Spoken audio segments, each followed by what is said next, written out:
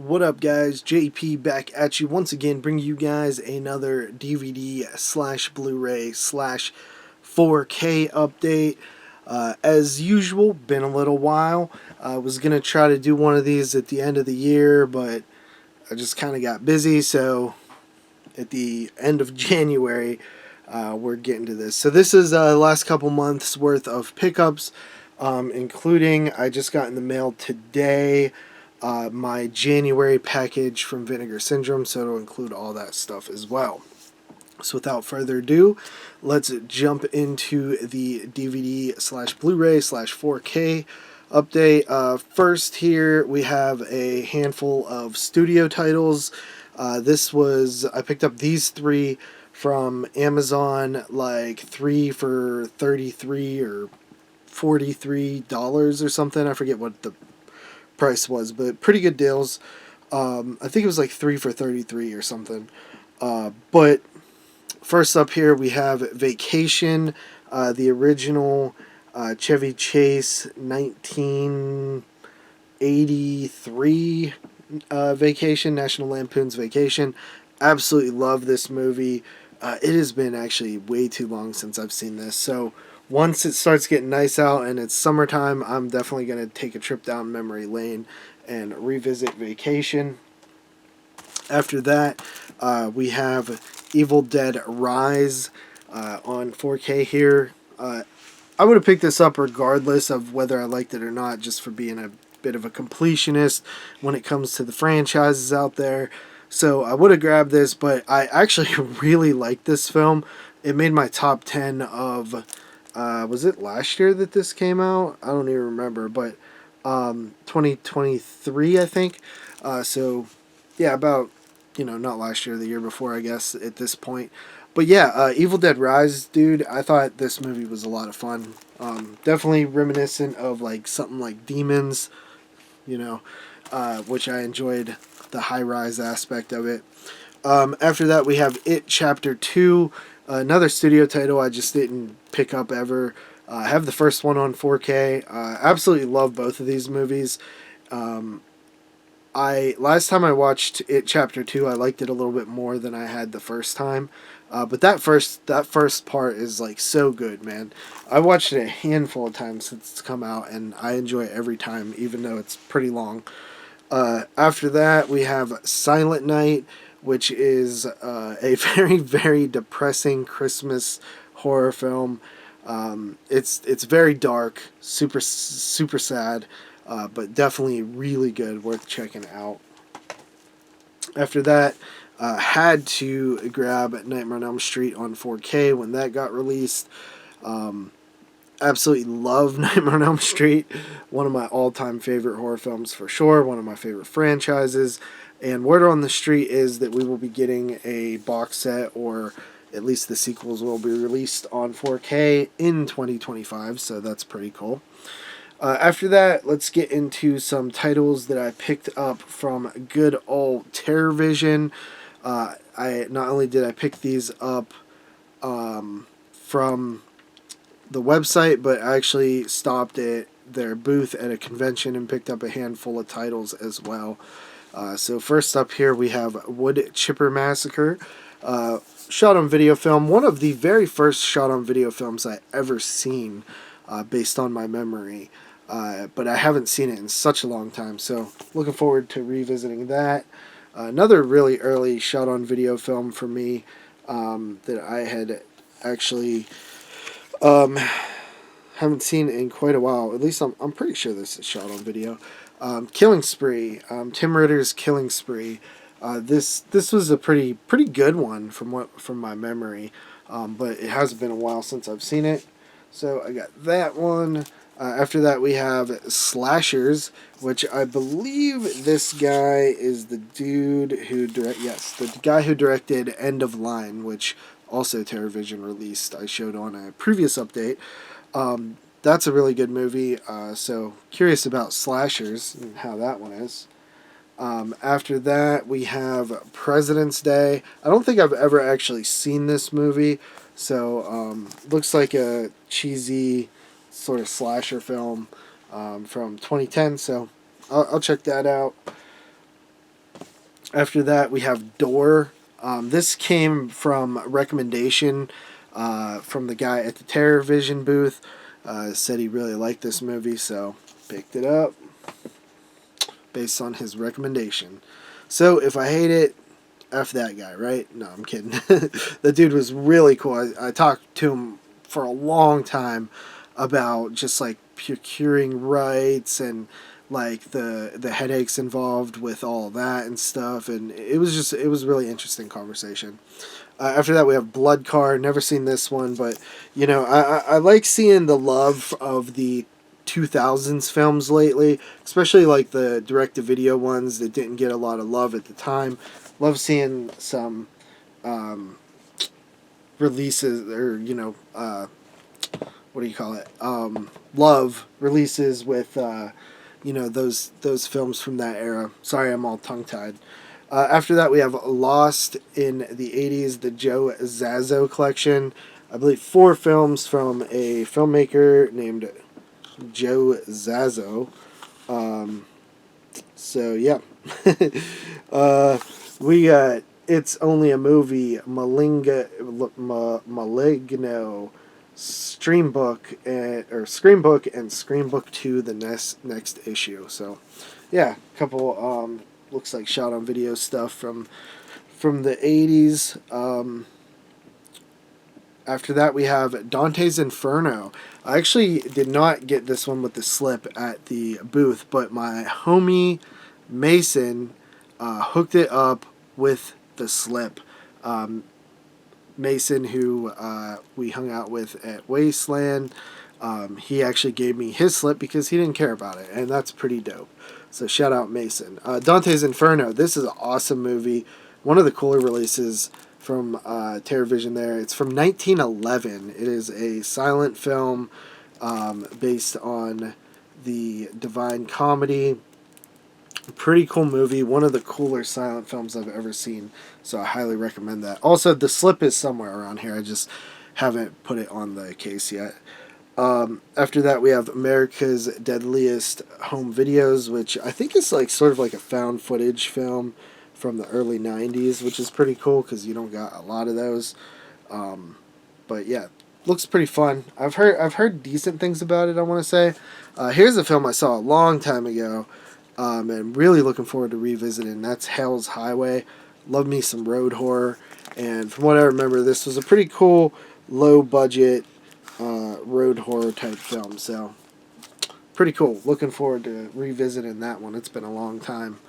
After that, we have Hollow Gate, which is a movie that I had Carly actually had on a bootleg that we watched one Halloween and had a blast with. So definitely excited to revisit that one next fall because that shit was hilarious from my memory.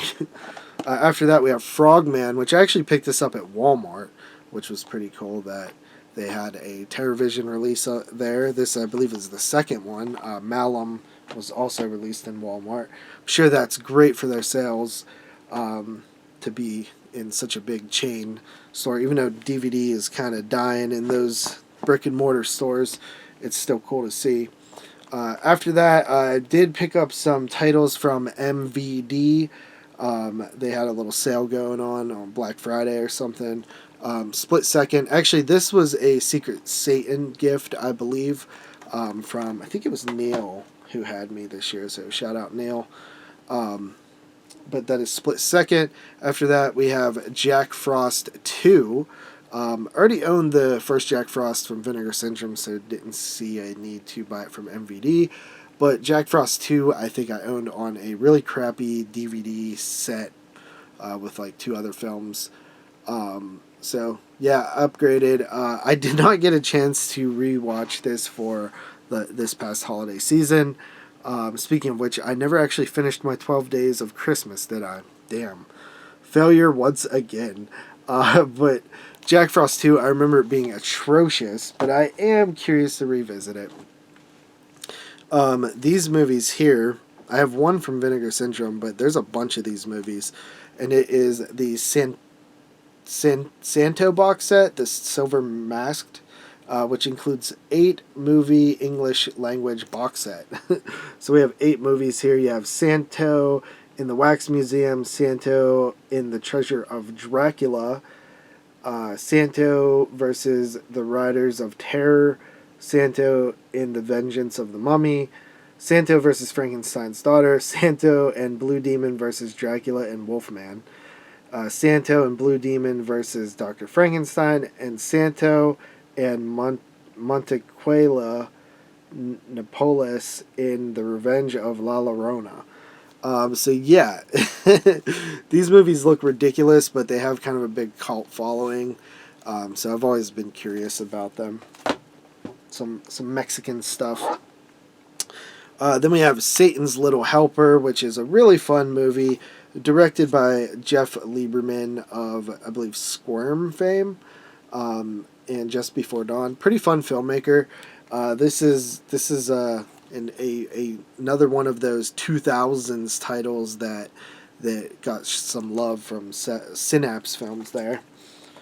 After that, let's continue here. We have My Friend Dahmer, which I also picked up at that on that MVD sale, which is a pretty cool Dahmer movie. A little bit different perspective than the other ones that came before, but it's pretty cool. I like it. After that, we have Monday Morning. I don't know. This just looks bad. So yeah, I don't know what the hell this is about, but yeah, the cover looked pretty crazy, so I decided to go with it. It was like $5 as well. After that, we have Dahmer, which is the Jeremy Renner version, which I love this film. I think it's phenomenal. One of my favorites of that era. Again, with the 2000s films just getting a little bit more love. This one was 2002. I think it's time, it's so long ago at this point. I think we're starting to see more love for that era of horror. After that, MVD, Nemesis 2, 3, and 4. I don't know anything about these, nor have I ever seen or owned Nemesis 1, but it was like $4 or something, so I said, what the hell. After that, we have Feed the Gods. I'm not sure. So I saw a Bigfoot movie a few years ago. And by a few years ago, it could have been like 10 years ago, or somewhere around there, in between there. And I really liked it, but I could not remember the name of it, and I don't really remember what it's about, other than like people and there being like a family of Bigfoot. So maybe this is that movie, maybe it's not. I have no clue. But I decided to pick it up and give it a shot. I do like my Bigfoot movies, oddly enough. Legend of Boggy Creek being one of my favorites. After that, we have this one here, which is a pretty cool movie. It is directed by Tom McLaughlin, and that is One Dark Night. I've seen this before. I like it. It's been a while, but I was curious to revisit that one. After that, we have Mikey. This was this is one that I watched for 1992. We're doing a top 10 on that year, probably in like the fall on 22 Shots, and I've been slowly picking away at some 92 movies. This was one that I picked up. Actually, this was one that Neil sent me, I believe, in the Secret Satan package. But yeah, this is this movie's it's a bit cheesy, but it's actually pretty fun. I do like it. It's just so weird that the kid that stars in this movie, like the killer kid, is the kid from Blank Check, and it cracks me up because I can't unsee that. After that, we have Mortuary. I've seen it before. It's alright. I had it on a bootleg, so the transfer was bad, so curious to check it out on a good transfer. These were going out of print, so I picked them up with the quickness. That is the Universal Horror Collection from Scream Factory Volume 4, which has Night Key, Night Monster, The Climax, and House of Horrors. So did not own that. I did have the first 3 volumes already. And then you have Volume 5 here, which has The Monster and the Girl, Captive Wild Woman, Jungle Woman, and Jungle Captive. And then I unfortunately did not get an opportunity to pick up Volume 6 before it like sold out everywhere. So that's going to be missing from the collection, which bugs me, but maybe I'll find a copy one day down the road. Who knows? But yeah, kind of annoying. Or maybe one will show up on eBay at some point for not too expensive. I don't know. I'm not too worried about it. I don't really collect Scream Factory like I used to, and I've missed out on tons of their releases, but kind of sucks to not have the 6th volume. Anyway, we move on.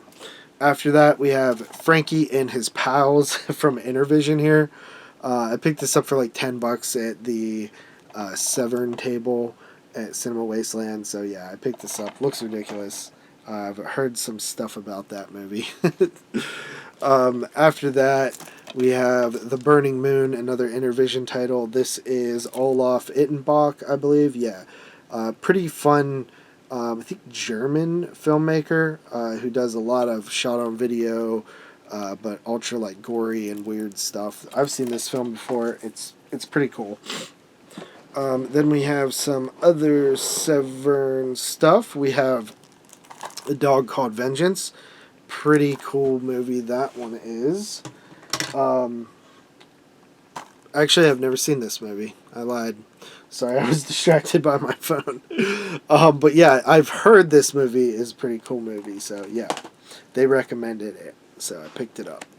After that, we have Dario Argento's Deep Cuts, which is pretty cool. It has his Door into Darkness episodes. I believe it has even the ones he didn't direct, and then something called Night Shift, and then Dario Argento's Nightmare. Just a bunch of Dario Argento oddities, which is pretty cool.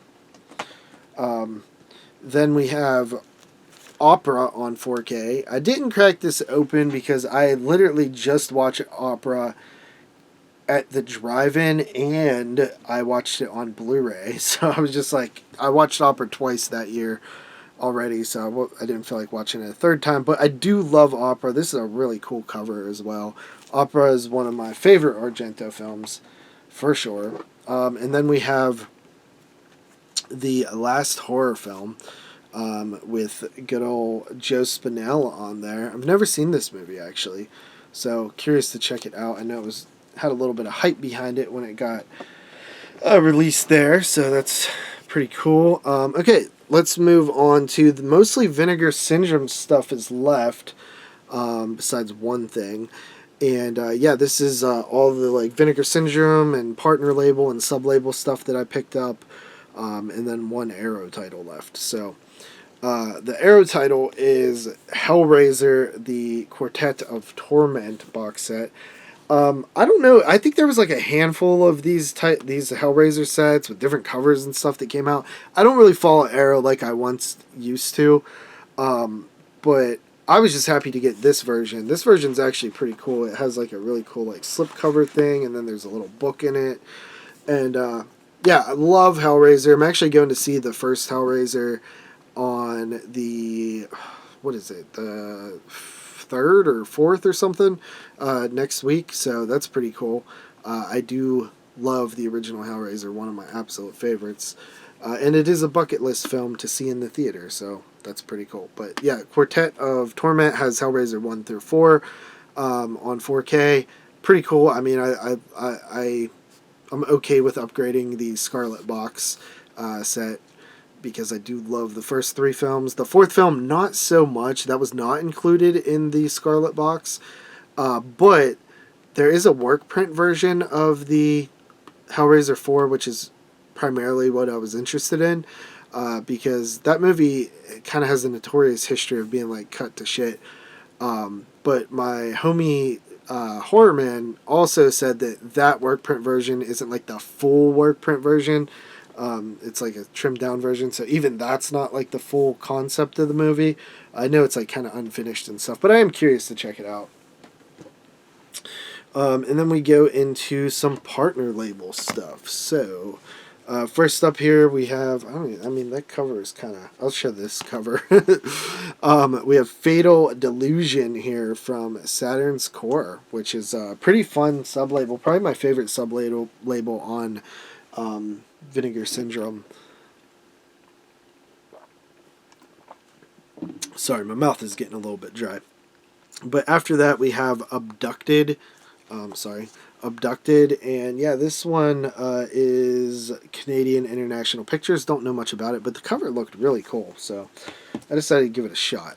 After that, we have a film that is pretty, it gets a lot of love. I've heard this film talked about over the years, but I've never actually seen it. We even reviewed it on 22 Shots one day, but I wasn't there for that review. And it is The Reflecting Skin. I believe it is a French film, but I've heard good things about that one. So yeah, that was from FMC Films or something.